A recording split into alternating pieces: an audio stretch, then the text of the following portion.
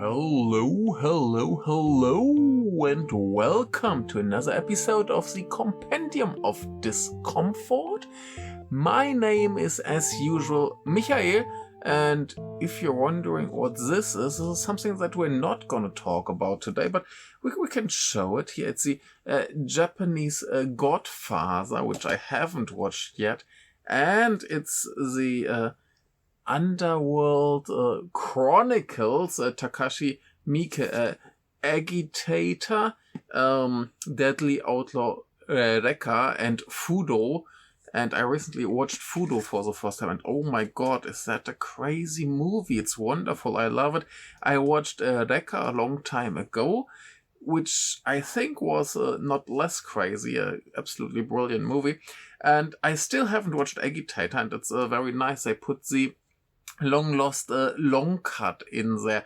So another two wonderful releases by Radiance Films. But we're not gonna talk about that, even though it's surely nice stuff to talk about. Now, what we're gonna talk about today is Golden Kamuy and the TV show, which I don't have a pamphlet for. So we will have to not show you something for that specifically, but it's a very interesting franchise. Maybe let's put this up first. And that's the first movie, which came out in 2024, was directed by a guy who's called Shigeaki Kubo, who did, for example, some high-end low movies and I think mostly music videos and stuff. And it's written by Tsutomu Kudo-iwa, who wrote a lot of One Piece stuff. And he's the writer for the Kingdom movies, which we're gonna talk about quite soonish as well. I'm in the middle of a big rewatch because they officially announced the fifth Kingdom movie. I'm very, very hyped for that. Same production company as this one, pretty funny. That's called a Creedus or Credos. Of course, Toho is involved here and Wow and stuff. But yes, that's one of the production companies involved here. They did Kokuho as well. So they're in the big business stuff. And yeah, it's funny. This doesn't just share the writer and the production company with Kingdom, but the main actor. That's Kento Yamazaki, who, is recently mostly busy doing Kingdom and Golden Kamuy, but I mentioned him, for example, when I talked about the Door into Summer, and he was, for example, in the very wonderful Psychic Kusu, did some good stuff, a lot of manga adaptations, but quite a good dude. And then bit controversial, we have Anna Yamada in this movie, who plays an Ainu without being an Ainu, and I know some people who are very, very angry about that. Personally, I'm not that angry. I don't know why they came to the decision to not cast an Ainu actress. On the other hand, I don't know if there even are any Ainu actresses. I just know for this role they did a casting and came to the conclusion that she was the best. But yeah, as far as I know, they never really mentioned this controversy, and just, she's good. We like her. She has great eyes for the role, and she's the best. I don't know. For me personally, it's not all that important. I mean, they worked a lot with Ainu and Ainu specialists to get the culture right and represented it. From what my little research on the topic that I did, the result of my little research that I did was that in general, the Ainu seem to be relatively happy about the whole Golden Kamuy thing, because it gives some attention to their culture. If you don't know, those are the indigenous people in Hokkaido who, basically were forced to be part of Japan and not always treated very well. And their culture is like you can imagine, it got pretty reduced, let's say it like that. And there's a lot of discrimination and stuff going on.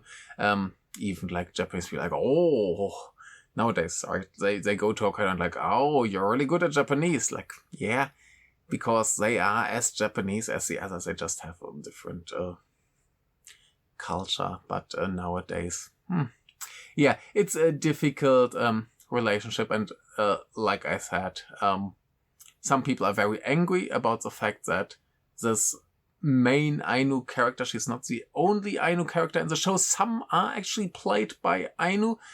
Some are not. And I guess that's something that should be mentioned. And I guess it comes down to how you feel about it. I know, like, people said they would prefer these movies to not be made at all if they can't do it right. And I don't know, other people might say that, it gets the Ainu a lot of attention, so why not? I'm not an Ainu. Who am I to complain about this? I guess that's what people need to figure out for themselves, but I just want to mention it here. So nobody can tell me that I don't even talk about these issues. Anyway, Anna Yamada, pretty fun actress, did, for example, Live or Leave, which I still haven't seen, but she was in the Cute Homestay or the very, very great Mountain Woman, and in the not so great Faceless. Then with Yuma Yamato, who was in the Academy Award winning Baka's Identity, and some other stuff that I haven't watched. Oh, but he was in A Shrieking in the Rain, a very nice movie by another Academy Award winning director, Eiji Uchida. If you don't know what Academy Awards I'm talking about, you should watch my video. Not many of you have done that. And let's go through the cast a little bit quicker here. We have Ryuhei Otani, who you might know from The Admiral, that even got a DVD release in Germany, so I guess it's available. So Katsuya was in the Netflix show Giri Haji, which is supposed to be really, really good, but I haven't seen it yet. But he was in Crow Zero 2 or The Blood of Wolves are missing. Good guy with a very memorable face, and in this movie he even has a big block in his head and is even more memorable because he's called Professor Penis or something like that. We have Gordon Maeda, for example, from the Tokyo Revengers movies. We have Shuntaro Yanagi, who plays one of the most fun characters in this whole thing, because from part to part he gets cut into parts and loses bits of his body, in contrast to the more or less immortal protagonist. A great character. I love him very much, and if you consider that the actor himself is actually a quite handsome dude, in the movie he's just a complete freak. Then we have Hiroshi Tamaki, who was, for example, Water Boys or Kingdom 2, and 11 Rebels. And a last one for me here today is Hiroshi Tachi, of course, from Abu Deka, old classic TV show, but he will be in Takashi Miike's Bad Lieutenant Tokyo, which will come out sometime this year, I think. So anyway, amazing cast, and there are more people to come in the TV show. We have, of course, our beloved Kiyohiko Shibukawa, for example. So a lot of famous people, and I'm not gonna get into them all, but fantastic cast. So what are they doing here?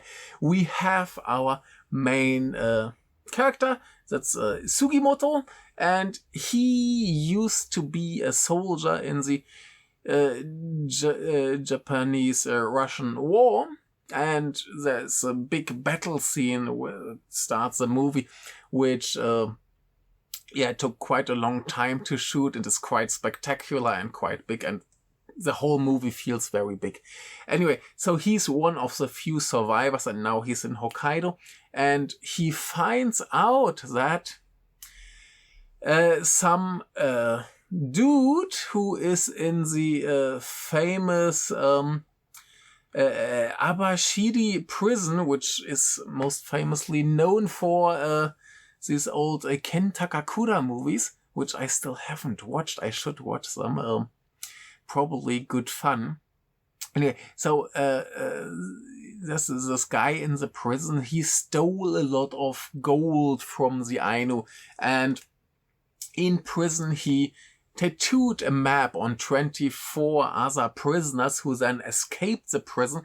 So now whoever finds them and skins them or takes a nice copy of their nice tattoos will be able to find this treasure. And as the end of the first movie, I'm gonna spoil as much.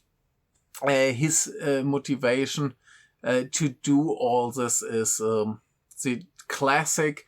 He wants to cure a woman's blindness. Yeah, so that's his motivation. He wants to do some good, and then he meets this Ainu girl, Ashiripa, and she basically wants to find her father's killer. Her father was killed when this gold was stolen, and now she wants to find out who that was and what actually happened and how anyone could do this. And then we have two more groups. We have, let me see, I guess I can show you like the character. Here we have the funny hat guy. The two big main antagonists are these two. He's one of the prisoners, and he basically wants the gold to build a new regime, basically, and the other one here is part of the military and fought in the war. His head got cracked open, and now sometimes when he's excited, his brain squirts like whitey liquid. This whole thing is very sexual. It's super funny, very sexual. It's hilarious. Anyway, so he sometimes squirts stuff from underneath his mask thingy, and it's gorgeous. And he wants basically something similar. Wants to create his own military state or something like that. It's very complicated. We have a lot of groups, factions. So we have these two, we have the main team, and then we have some other characters who switch every now and then.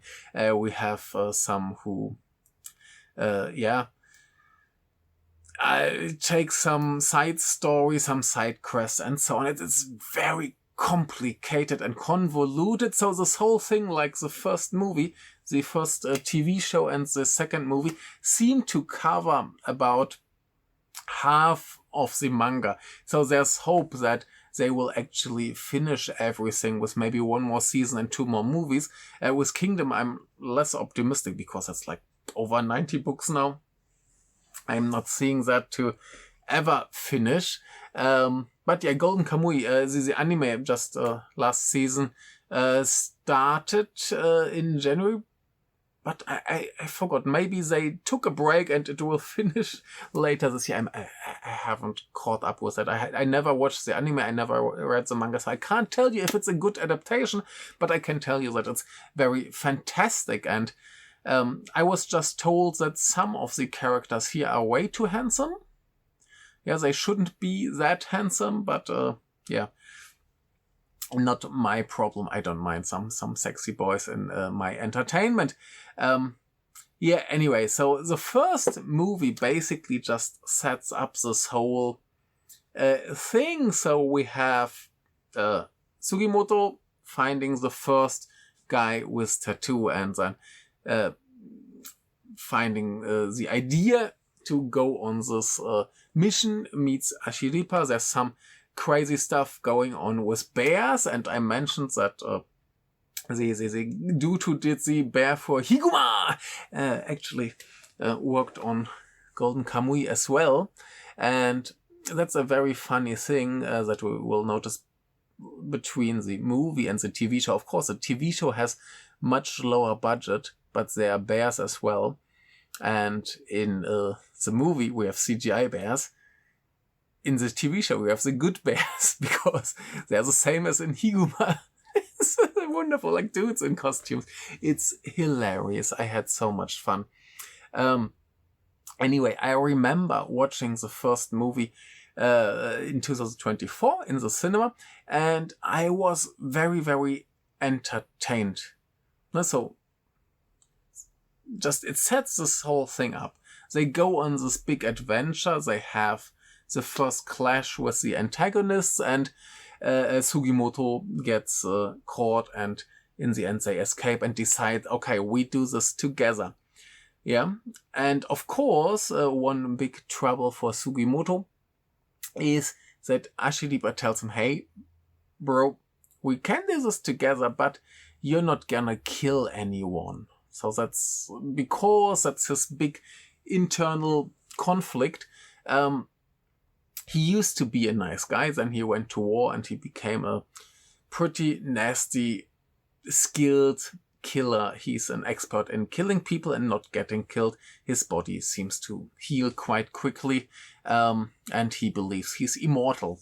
And basically, yeah, people who know him from before don't really recognize him because he's so different, because now he's a killer, and other killers are like, oh, you're one of us, and the smell of blood basically sticks on him. And that's his big problem. Sometimes he falls back into these old habits and makes her very upset. And yeah, but she always tries to get him back. And I guess at some point in this whole series, there will be some bigger issue with that. I mean, the TV show, they pick it up one time when he has to save her, and it already gets quite nasty, but I guess there will be more issues with this later. And yeah, so that sets up the whole story, the first movie. And I remember watching it in the cinema, and I felt like, oh, this is one thing where I felt like Japan couldn't do that for a long time. I wouldn't say it's the first time that Japan did it, but I would say last time, maybe in the 80s. And that's keep up with big budget Hollywood blockbuster films. Whether or not that's a good thing or something they should even aim to do is another conversation. But I think it's a flavor of cinema that I like to have once or twice a year, and I don't mind if they give me 1 year Golden Kamuy and a Kingdom, and yeah, then no, so that's totally fine if it's not all the time, if it's not all the same. And I would say even Golden Kamuy and Kingdom are different enough that I don't get fatigue as with American superhero movies, because they somehow just aim for spectacle and more spectacle. And here I think they maybe because they're still more limited in what they can do, they still have to choose a little bit where to put in some money and how much they can do with CGI and how much they still have to do for real. Like in this one is a scene where there's like a big escape scene at the end, and it's on a sled that's being pulled by horses, I think, and Sugimoto gets dragged behind, and they actually filmed that with Kento Yamazaki, the main actor, getting dragged through the snow. And they could do that only because the action director, Yuji Shimomura, great director in his own right. He's mostly doing action directing, but he did some pretty cool movies as well. Oh yeah, he did. He did a Reborn, which I still think is a fantastic movie with a not very fantastic lead actor. Same goes for Crazy Samurai Musashi. But I think he did one more movie that is Death Trance. That again, Tak Sakaguchi. They come from the same corner of filmmaking, old buddies, and Mr. Sakaguchi, as we know, is not so welcome in the film industry anymore. Anyway, so he, not Sakaguchi, but Yuji, worked with Kento, like my pals. They worked together before, so he was like, oh, you're physically capable enough to do the stunt, and he was willing to do the stunt, so he did the stunt, and that's still pretty great. And they filmed in winter in Hokkaido in the snow, which gives it a quite real feeling. What is a little bit less real, and which makes the difference in budget compared to Hollywood blockbusters quite obvious, are these special effects, which I think are totally fine, but they are more obvious special effects than really, really high class Hollywood special effects. But I think if you look at many recent Hollywood blockbusters where the special effects are not as great, I think this one still does a better job, because famous Hollywood problem is they've got to rush through everything and don't have the time to do it right. So even though the budget is gigantic, it doesn't look as good. So here probably they took the time and the effort and did a wonderful enough job to make this look good and work really well without having the budget of a Hollywood movie. Of course, you can see the bear is CGI, you can see the wolf is CGI, but it's okay. It's good enough for my liking. The other thing that might annoy some people are the costumes, which all look a little bit too clean and too new and too fresh. I just watched Furiosa today, and wow, yeah, that's how a big budget movie from Hollywood should look, dirty and slimy and grimy and wonderful. It's a fantastic movie. Watch Furiosa and Golden Kamuy. Anyway, so here it all looks a bit more artificial. Some people would say it looks like a cosplay. I wouldn't go as far. I think it looks all a little bit too clean, a little bit too nice, a little bit artificial. But what I didn't know is what comes after this first movie, because the whole thing goes places and does stuff, and I feel like it's totally acceptable that it doesn't look all real. Totally fine if we consider what comes later. But yeah, anyway, when this movie came out, I was like, oh my god, yeah, they closed the gap to Hollywood quite a bit. Not completely, but I would say I prefer this over most Hollywood blockbusters by far. Already because it's much more interesting, much more fun. It's that we will see when we talk in a minute about the TV show. It's all over the place tonally. We have a very serious core story. We have big human drama. We have a big a big emotional core to everything. And then we have a lot of poop jokes, like in the first movie. Overall, in the whole thing, there's a lot about cooking and eating. Ashiripa gets introduced to the concept of miso, which she thinks is poop. And like, how can you put poop in your soup and eat it and be like, oh my god, this is all delicious. And there's a running gag that when they make like minced meat, they have to cut with 2 knives and say something, chitatap or something, chitatap. And most people don't want to do that, but Ashiripa forces them to do it. And there's this sniper dude, Ogawa, I think, is it? And he completely refuses to do it. And when it someday happens, there's a lot of silliness. Like I said, a lot of poop jokes. Like the Ainu kids seemingly get dirty names so they can become strong and healthy. And I think one of the kids' names is Poop, basically. So why not?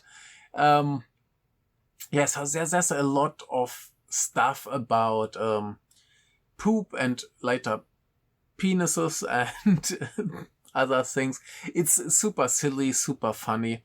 There's a lot of gay romance, sometimes more in the silly way, sometimes a little bit more serious, but there's so many guys in love with guys, especially our head squirter has, I think, at least 1 or 2 guys who are so in love with him, like, oh, I will do everything for you.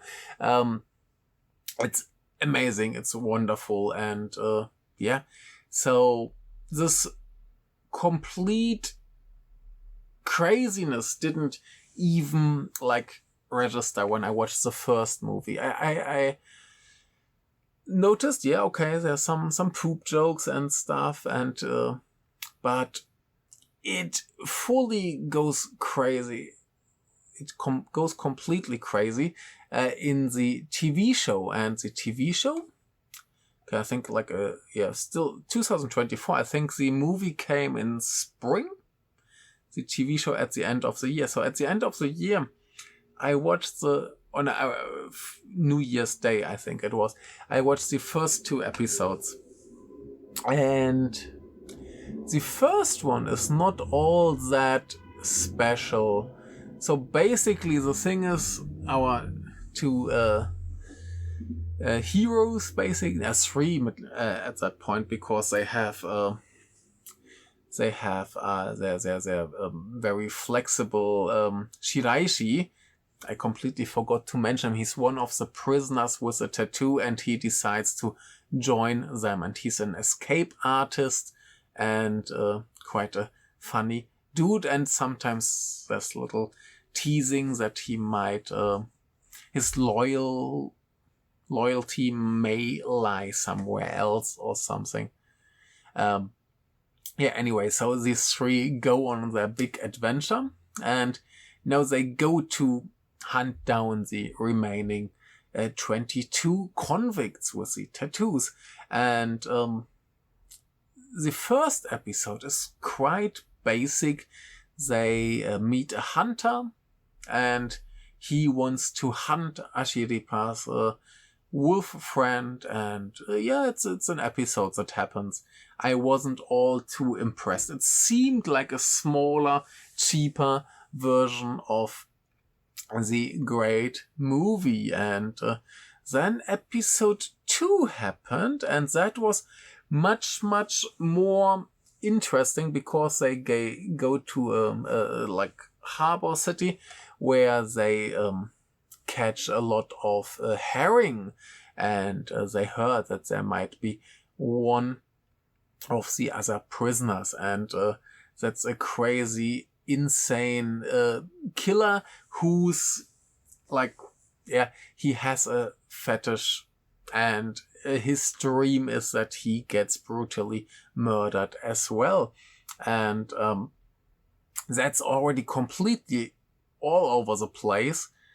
yeah, when we switch to the killer's like fantasy view, how he sees things, there we notice here it's crazy time. The thing is, there are 4 directors for the show. We still have Shigeaki Kubo from the first movie. Then we have Kenji Katagiri, who was more doing TV stuff, like What Did You Eat Yesterday?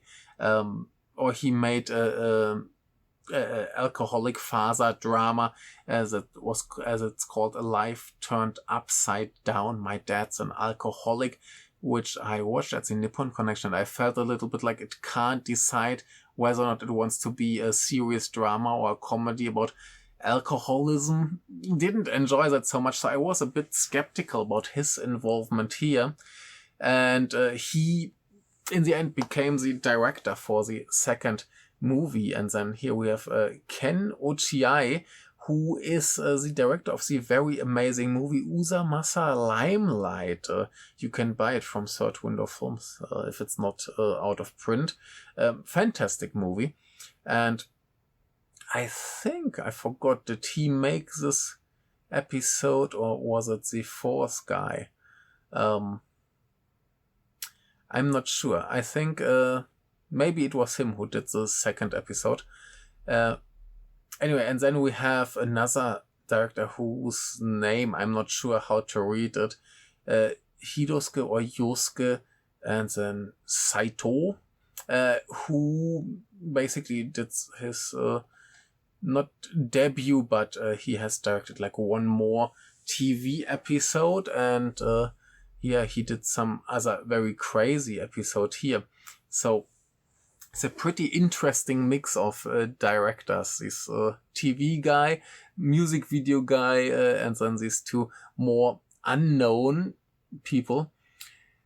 And it's a completely crazy show from there on. Like, this second episode is already like completely over the top comedy about this dude with a really weird fetish.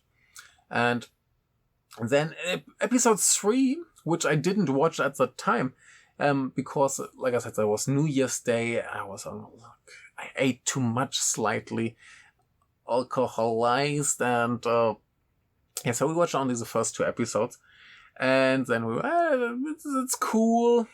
At that time, this episode didn't really like connect to me. Maybe my mental state was not there to realize, oh my god, this is really fun and really entertaining.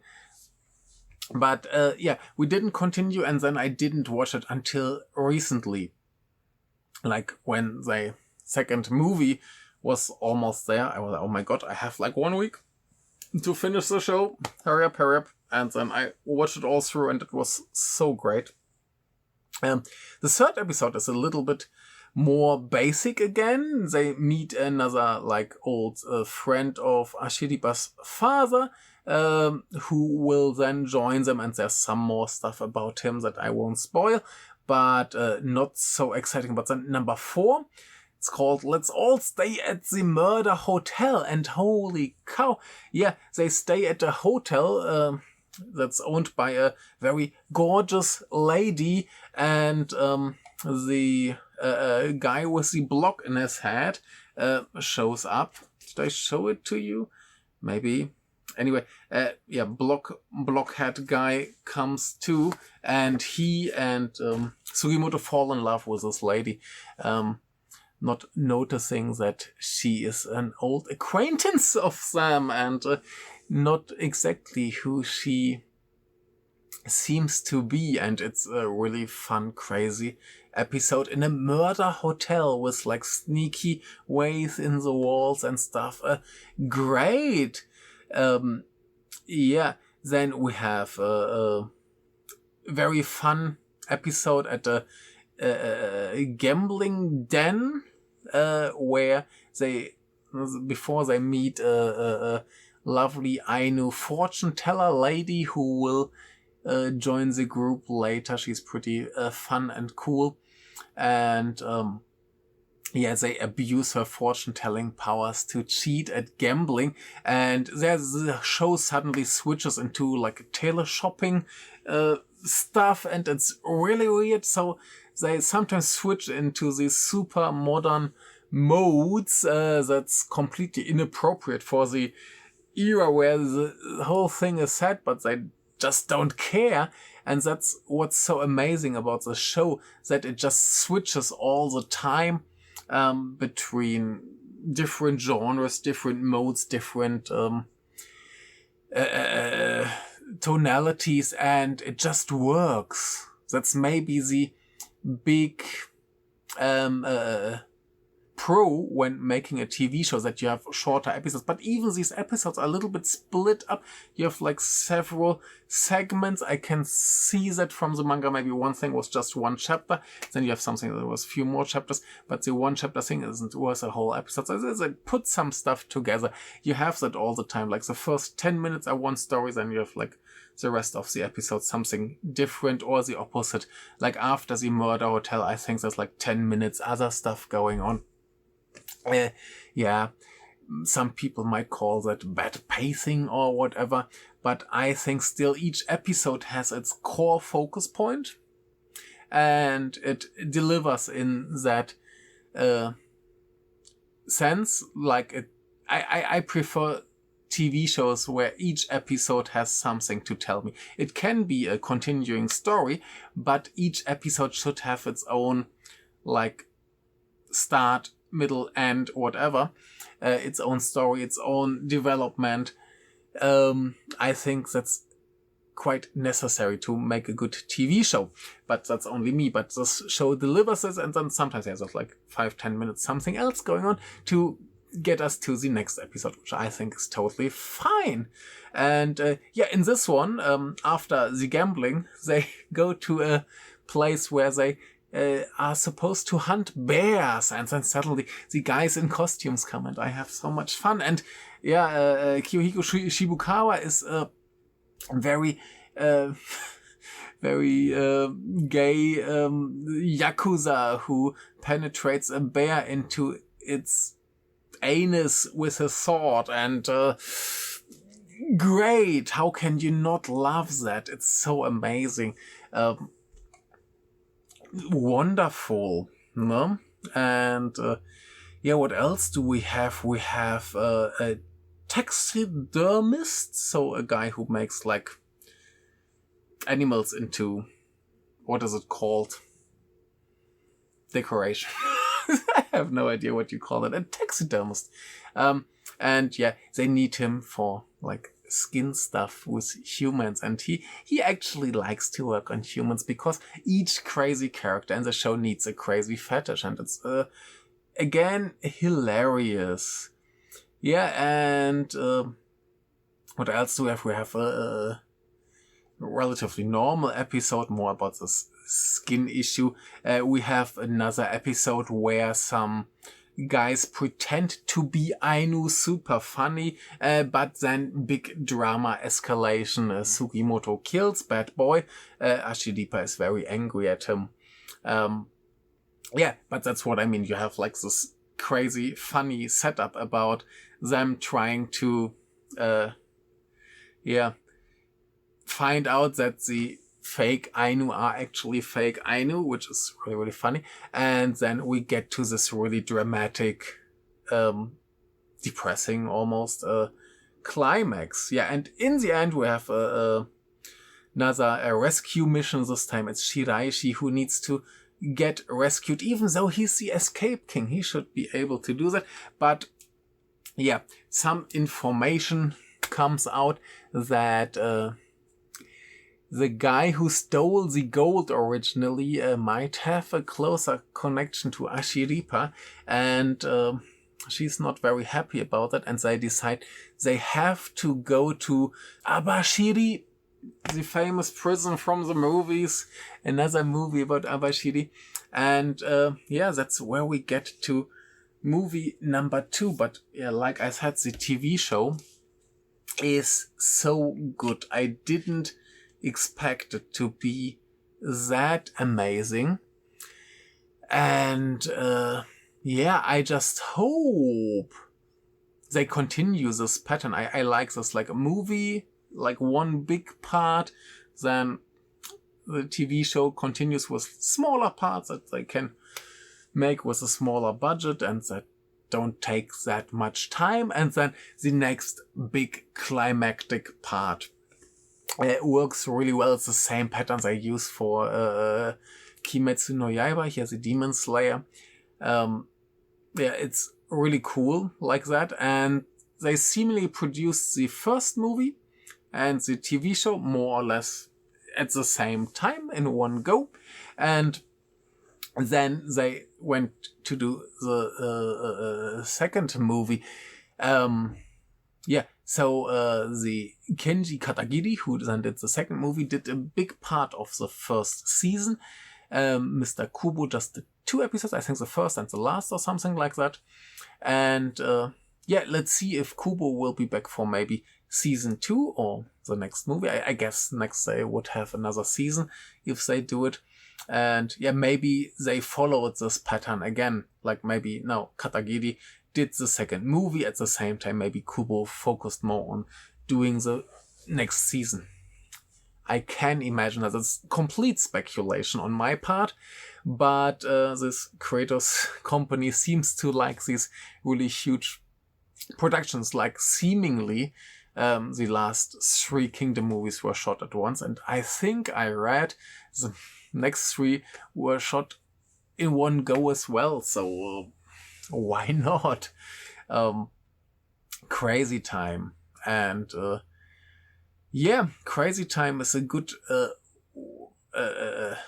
segue for Golden Kamuy, Assault on Abashiri Prison. The title says it all. It's they go to the prison. That's a big story here. They want to meet Noperabo, the guy who stole the gold and made the map to find it. And that's where the movie will have its big climax. And I'm not gonna spoil too much. I'm just wanna say one thing before. I'm not gonna get into big story details. It's probably not necessary.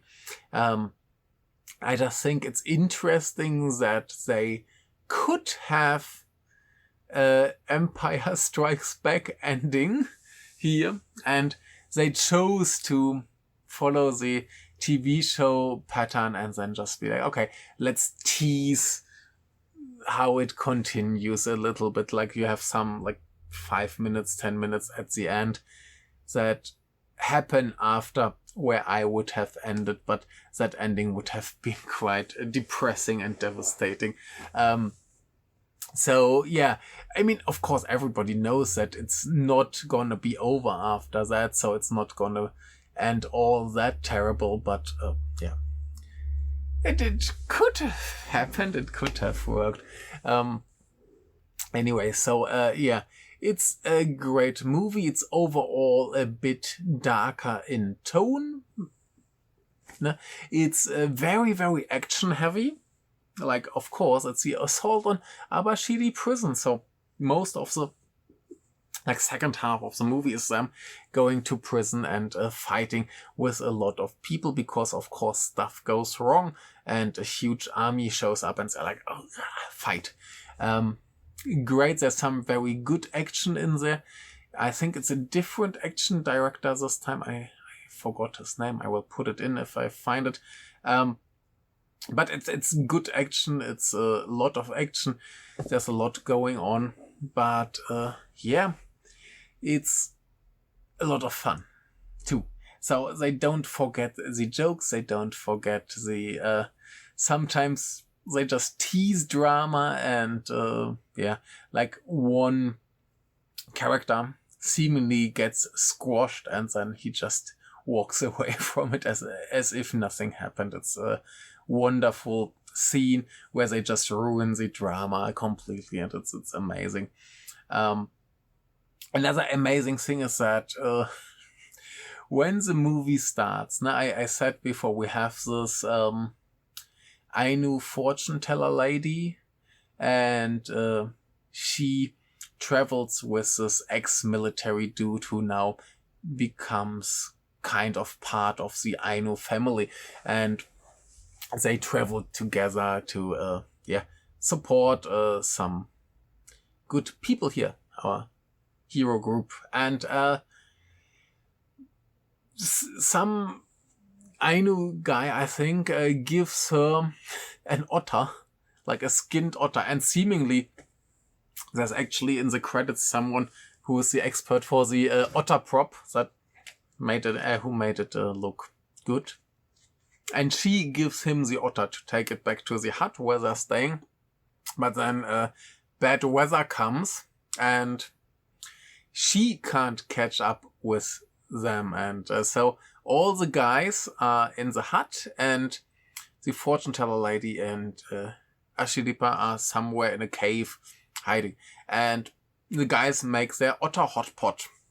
And what they didn't know, seemingly, is that otter hot pot in the Ainu culture is there to make couples. Like if you share the otter hot pot with your love interest, it will make you very sexy feeling. And so we have these guys in a hut eating this otter hot pot that makes them all horny like hell. So suddenly they all feel very hot and sweaty, and we get another, similar to the second episode of the TV show, like a point of view from them where they suddenly all seem like super sexy with a lot of makeup and pretty and cute, and they all have like muscular bodies, and they all fall in love with each other and feel very hot, and let's take off our clothes. And then someone suggests, hey, how about we do some sumo? Yeah. And then they start wrestling, sweaty men wrestling in a lonely hut. And the next day it's all like, oh, this never happened, right? It's hilarious, and that's just the start of the movie until the title credits come up, and it's wonderful. So it just picks up where the TV show left and then ran with it and made it all crazy later. We have a hot spring fight where they're all quite naked, and it's just crazy stuff all around. Big preparation for the big fight. The action is good, the drama is good. Like I said, this whole way how it plays out and where it goes is like, ooh, ho. And when the movie was over, I was just like, oh my god, I need to watch this again, and I still haven't watched it again. I need to. And I already feel like I can just rewatch everything from start to here again soonish. It's all so good. It just keeps getting better. That's the funny thing. And it's just fantastic how they keep this balance between silliness, presenting culture, good action, big drama moments. It's a crazy mix that maybe shouldn't work but works perfectly fine. And how they keep this going and working is great. You have a wonderful fight scene here, where two sword fighters have a duel, but chained to each other like in wrestling it would be a strap match, basically like that. And it's great, it's amazing. So you have that, you have the big, like that would have been Kubo's métier, the big gang fights, basically. Very high and low-esque, where you just have this corridor full of people and then they brawl and fight, and suddenly someone pulls out a Gatling gun and just mows down everyone. It's pretty amazing. It's good fun. It's super great, and I'm all hyped for how it may continue. I probably will have to read the manga. I'm completely here in love with this movie series, and no matter if it's a good adaptation or not, like I said, I don't know that. This is so good, no matter how good the mangas, I'm still be like, yeah, this is probably a good adaptation, or just by itself, it's amazing. So anyone who said that manga or anime adaptations can never be good is obviously a silly person, because they don't watch good movies. And that's all I want to say about this franchise now.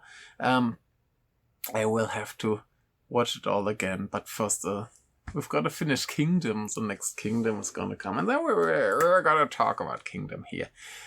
Yeah, that's it for today. Thank you very much. Have a nice time. See you soon. And I wish I could have watched the movie before I recorded this. Watched the movie again before I recorded this video. I might have remembered some more details, but I didn't want to wait any longer. And yeah, it's still amazing. If I watch it again, I find something, I thought, hey, come back. No, but yeah, watch Golden Kamuy. It's fantastic. And yeah, thank you. See you. Bye.